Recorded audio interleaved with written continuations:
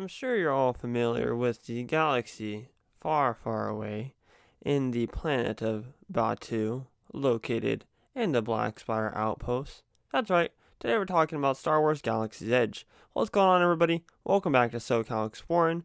My name is Scott, and you're watching the number one stop for all things theme park related. Today I want to talk about, is Galaxy's Edge a success or a fail? Now that Rise of the Resistance is open, the highly anticipated and highly impressive, if I do say so myself, Dark Ride, that's open, and now we have this kind of rugged boarding group system that people are still having issues with and everything, which we'll dive into it a little bit later on in this video. But I want to talk about now that the whole land is open, because they open it in different phases, as we're seeing them do with different projects if they were to get them open on time, because that's delayed now too. But this is all about Star Wars Galaxy's Edge. I haven't made a video talking about whether or not it's a success or fail. I haven't really dove into that conversation, whereas many people have dove into that conversation. But I wanted to give my opinions on whether I think Star Wars Galaxy's Edge at Disneyland is a success or a failure. But before that, if you want to take it one step further in supporting SoCal Exploring, donate $3 to our Buy Me a Coffee page linked down in the description to help us produce higher quality theme park content for you all to enjoy, and those who do support will be featured in various future videos on our YouTube channel. So big shout out to our recent donators, ASVP_honey and at Fernando1519. Thank you guys. You guys help out a lot. We also have a merchandise store where you can snag some official SoCal Exploring merchandise at a very reasonable price, just like one of our decal stickers for only $3.99. Just visit teespring.com/stores/SoCalExploring-3 or click the link in the description of this video. Alright, so last year on May 31st, Star Wars Galaxy's Edge opened up, and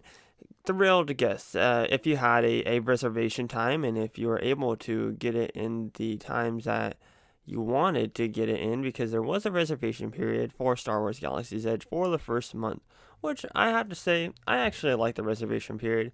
The reservations didn't go as fast as everybody thought they would. They actually took about 30 minutes to go away. Unfortunately, Disneyland didn't really set it up the correct way, as to where we were waiting at like 7 in the morning on the little website, and we didn't get the opening day one. We got one for like 4 days later. That is because there was no, just like with Rise of Resistance, there was no advantage to getting there early. And in this case, there was no advantage to getting on the website early, which really sucked, because Disneyland should be rewarding the people who are willing to wait there early at the park, or willing to wait early in the website and wake up early and do this and everything. However, no complaints, whatever. As far as the reservation period went, it was pretty nice actually, and the land wasn't as busy as it got later on throughout the reservation period. But the first couple reservations that we had, because we went 4 times during the reservation period, the first couple reservations that we had, it was fairly steady. I will say this though, having the early morning reservation period was a lot better than having one in the middle of the day or at night. But that's beyond the fact. Was there enough to do in 4 hours, or could we get everything done in 4 hours? And to answer that question, yes, there was plenty of due to 4 hours in my opinion. Now, if you're not a big Star Wars fan like me, I can see how you can get bored in the land. There's not a lot of Disneyland themed stuff to do in there. It's more like, if you're a fan of the films, it's a place for you to geek out in. Now, cutting off Rise of the Resistance, when Galaxy's Edge first opened up and they're making this big spectacle advertising it and everything, Disneyland failed. Disneyland could not get guests through the park. However, a lot of people will take to Diz Twitter and be like, hey, the land sucks. Like, the land was a failure. We all know how that went with Disneyland. But, I mean, was it really a failure in Disneyland's eyes? Because they were still making monies off the hundreds of people that did the Savi's Scrap Workshop every single day, which that's $200. So think, if you have a group of 20 people go in, and they're each giving you $200 plus tax, you're going to make a lot of money. Not to mention, in that group of 20, there's going to be another group of 20 literally 10 minutes later. So all day they're doing that. Same with the droids. They're making $100 off those droids, and the droids were fairly popular when the land first opened up. And it's still kind of popular, but it's not as long of a line unless you go there on a busy day. If you get tons of people giving that $100 plus tax, like I said, plus getting all the upgrades for the droids and stuff, that let alone plus making the lightsabers is an insane amount of money daily. So tell me, how was Star Wars Galaxy's Edge a fail in the very first beginning of its opening? Because I mean, Disneyland was still making plenty of money. You got to think about it that way. there wasn't really anything that they were losing money in other than guests coming through the turnstiles to experience the land. But that's for another argument. There's plenty to do to Galaxy's Edge, in my opinion. You have Millennium Falcon Smuggler's Run, which is a great attraction. It's not an attraction that you can ride over and over again, in my personal opinion. It's just not. It's one of those attractions that you sit down on for fun and you're like, hey, that's a great attraction and that's an impressive attraction. But it's not one that you just get on constantly. Oga's Cantina is kind of tricky because I wish that you could just walk right in and sit down, but it's still a reservation thing. Hopefully soon. Actually, no, I don't think the reservations will ever go away. You have to have a reservation to actually get in, or you can go up to one of the cast members there and ask them, hey, is there any chance to get in today for just walk in? And sometimes they have it available, but if it's a busy day, it's really not a lot available at all.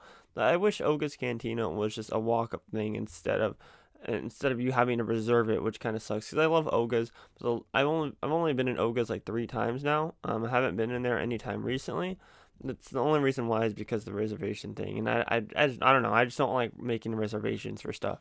Now, as far as the first order goes, we were promised tons of live shows to be put on there, and there is one show there that happens unscheduledly where Kylo Ren comes out and then messes around and goes on his ship and everything, and he walks up his ship, and that's about it. Now, I know over in Disney World's Galaxy's Edge, they have had a couple of live shows out there, and I don't know why we're not gonna get live shows. Like there's a stage there in the First Order area for a reason. It's just sitting there, nothing's happening with it. That's a perfect opportunity for Disneyland to do a show there. However, there's been no show or no scheduled show or no even announcement of live entertainment that it's gonna go there, which is unfortunate. I wish there would be, but there's none there. That's one thing is the entertainment. There's not a lot of entertainment for younger kids or just families in general throughout the land that you can really experience other than the stuff that we're about to dive into right now. Now, as far as food options goes, even though these kind of food options are supposed to be extraterrestrial and be out of this world, there's not a lot of options if you have picky eaters. Like me myself, I'm kind of a picky eater, so I'll eat some of the stuff there. However, there's a lot of stuff that's not worth the money. Like there's like this piece of chicken for $15 that comes with mashed potatoes, and it's not that good. I don't know why people would buy it. I bought it just to taste it the first time, and I was like super disappointed in it. And all that food in Docking Bay 7 is just not pleasant. It's not aesthetically pleasing, nor is most of it good. There's a couple of things in there that are actually pretty good, but there's not a lot of stuff for your kids to eat. There's not a lot of stuff if you're a picky eater to eat, as far as Docking Bay 7 goes. However, Ronto Roasters, the Ronto wraps that they introduced, and the popcorn that they have in the Black Spire Marketplace, that's all very good stuff. The Ronto wrap definitely fills me up, and I think that's the best food option in Star Wars Galaxy's Edge, is the Ronto wrap. It's at a good price point. You can get some coffee there. You can get some... There's like these little kind of churro things. They're like pork rinds with cinnamon. They're really good. I know me and Savannah did a review on them one time. I highly suggest that you just walk right out to the Splash Mountain area and get food around there. That's all for food options. As far as merchandising goes and wanting to buy stuff, there's quite a bit of options if you have money, that is. And the Black Spire Marketplace is where you'll find more of the cheaper options. Not really cheap at all, but as far as the lowest price throughout the whole land, you'd find it in the Black Spire Marketplace. There's a little toy stall there. There's a creature stall, and there's a miscellaneous gift shop with shirts and stuff where I like to shop at. However, they haven't added anything really new. Like, they haven't added tons of new merchandise. It's just kind of like thrown in there since day one when the Galaxy's Edge is opening. In Doc Ondor's, you can find tons of memorabilia stuff, like tons of expensive stuff. Not only that, you can enjoy the experience of the theming around Doc Ondor's antique shop and his animatronic in there, which is honestly really impressive. I did a whole video about my top 5 best animatronics as of recently at Disneyland, and Doc Ondor was in that list. There's also the First Order merchandise store, which there's not a lot in there, but there's also memorabilia in there as well as some other themed First Order merchandise. I do like the designs in the First Order merchandise store. I think they're really neat. I think a lot of the stuff in there I'd purchase if I had the money, but I just don't have the money to do that. Definitely for merchandise, though, I feel like you're going to be spending a lot of money if you do decide to buy stuff in Star Wars Galaxy's Edge. Now, we're still talking about everything but Rise of the Resistance, so we're still cutting it off as far as that first lane goes of what was open when the reservation period was still in place. Which brings us to a question. Was Galaxy's Edge a fail or was it a success back then? Well, honestly, I'm gonna say it was a failure. Back then, it was a failure. I not like a big like, oh my god, Disney, you suck. Like you really messed this up. Because the overall essence of Star Wars Galaxy's Edge and the overall feel and the overall interaction, there's plenty of doing there. If you're a Star Wars fan, like I said, if you're not a Star Wars fan, I don't see this you coming out of this land and being like, wow, that was amazing. That is definitely worth my time. I just don't see it, which was kind of Disney's fault because Disney should have tried to cater to Disneyland fans in general too. Because this is, I mean, I know this is an immersively themed land, and there's another argument where people say that it's not really a theme to the Star Wars films at all, because it's true, Disneyland made up their own planet and everything, and made up this whole storyline themselves, but you gotta you gotta be optimistic about these things. There's definitely enough to do, though, in a 4-hour span, at least for a Star Wars fan like myself. Now, with the opening of Rise of Resistance, the highly immersive, amazing, interactive, not really interactive, dark ride, whatever you want to call it, I mean, it's amazing. It's Trackless Dark Ride, Rise of the Resistance. I've been on it like 6 different times now. So much fun. Boarding group system sucks. I hope when Disneyland reopens that the boarding group system is away. It's gone. It's done with, because boarding group system absolutely sucks. And I think Disneyland really messed up with what they were trying to do there. I get their intentions to lower the crowds and make guest experience a lot better. However, with the guests that aren't getting boarding groups and get there early in the morning, their experience is not as good as they would be standing in a 5-hour line to ride Rise of Resistance.